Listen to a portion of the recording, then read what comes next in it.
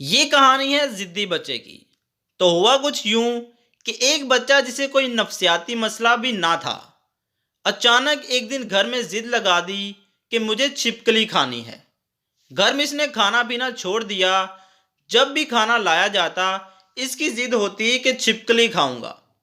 گھر والے 3 دن دیکھتے رہے، وہ لڑکا باز نہیں آیا۔ پھر اسے ڈانٹا گیا لیکن وہ باضد رہا۔ آخر ہفتہ گزرنے کے بعد گھر والے بھی تنگ آ گئے اور ایک عامل بابا کو گھر بلایا۔ آج کل کے جو عامل بابا ہیں، خیر، عامل بابا نے لڑکے کو دم کیا اور کھانا گھر والوں سے کہا کہ اسے لا کر سامنے رکھ دو اور بولا کھا لو۔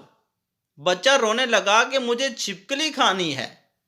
عامل بہت حیران ہوا اور پھر سے دم کیا، لیکن لڑکے کا وہی رد عمل۔ عامل بہت پریشان ہوا تو چھپکلی منگوا لی۔ چھپکلی لائی گئی تو بچہ رونے لگا کہ مجھے مری ہوئی چھپکلی کھانی ہے۔ چھپکلی کو مار دیا گیا اور سامنے رکھ دی۔ بچہ پھر سے رونے لگا کہ میں نے تل کے کھانی ہے۔ خیر، بہت مشکل تھی لیکن بات پوری کر دی گئی۔ جب تل کر سامنے رکھی تو بچہ پریشان کہ اب کیا کروں، میں نے تو ویسے گھر والوں کو ستا رہا تھا۔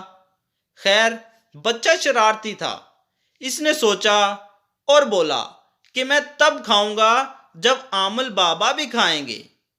یہ سنتے ہی سب پریشان۔ عامل بابا کو اپنی پڑ گئی۔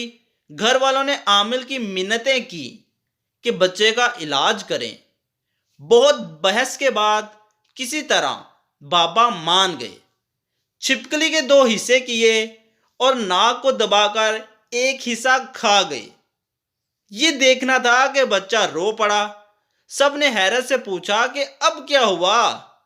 تو بچہ بولا کہ میں نے وہ سائڈ کھانی تھی جو بابا کھا گئے۔